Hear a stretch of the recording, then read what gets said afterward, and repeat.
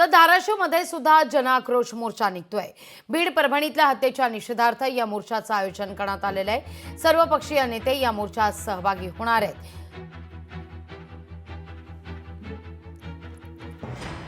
बीड आणि परभणीतील या घटनेच्या निषेधार्थ हा मोर्चा निघणार आहे। बीडमधल्या घटनेला महिना उलटून गेलेला आहे।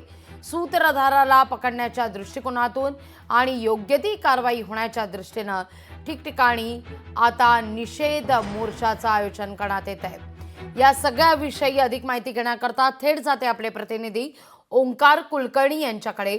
ओंकार, आज धाराशिवमध्ये सुद्धा निषेध मोर्चा निघतोय। या घटनेचा निषेध व्यक्त केला जातोय। सर्वपक्षीय नेते या मोर्चात सहभागी होतील। किती वाजता या मोर्चाला सुरुवात होणार आहे? काय तयारी करण्यात येते?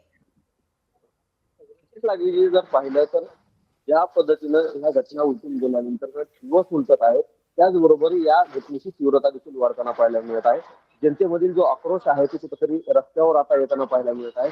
एकंदरीतच जर पाहिलं तर याच अनुषंगानं परभणी, बीड, जालना पाठोपाठ आता धाराशिवमध्ये देखील आज सर्वपक्षीय जनाक्रोश मोर्चाचं आयोजन करण्यात आलेलं आहे आणि मोठ्या प्रमाणात त्याची तयारी देखील करण्यात आलेली आहे। एकंदरीतच जर पाहिलं तर सकाळी 11 वाजेच्या सुमारास धाराशिव शहरातील राजमाता जिजाऊ चौकातून या मोर्चाला सुरुवात होणार आहे। पुढे जाऊन आर्य समाज, त्यानंतर संत गाडगे महाराज चौक, पुढे डॉक्टर बाबासाहेब आंबेडकर चौकामार्गे हा मोर्चा जो आहे तो जिल्हाधिकारी कार्यालयावरती आहे आणि याच अनुषंगानं या मोर्चा दरम्यान कुठलाही अनुचित प्रकार घडू नये, कायदा सुव्यवस्थेची परिस्थिती निर्माण होऊ नये यासाठी मोठा पोलीस बंदोबस्त देखील तैनात असणार आहे। त्यासोबतच जर पाहिलं तर शहरामध्ये वाहतुकीत देखील मोठ्या प्रमाणात फेरबदल करण्यात आलेला आहे।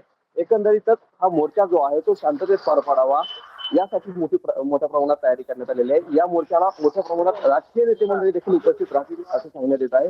एकंदरीतच मनोज जरांगे पाटील असतील, त्याच पद्धतीनं छत्रपती संभाजीराजे देखील या मोर्चाला उपस्थित राहणार आहेत। त्याचबरोबर देशमुख कुटुंबीय देखील या मोर्चासाठी उपस्थित असणार आहे। 11 वाजता मोर्चाला सुरुवात होणार आहे। एकंदरीतच या अनुषंगाने जी काही तयारी आहे ती पूर्ण करण्यात आलेली आहे असं म्हणता येईल।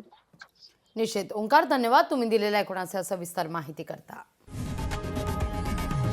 लोकशाही मराठी ऐका, पहा, जागरूक रहा।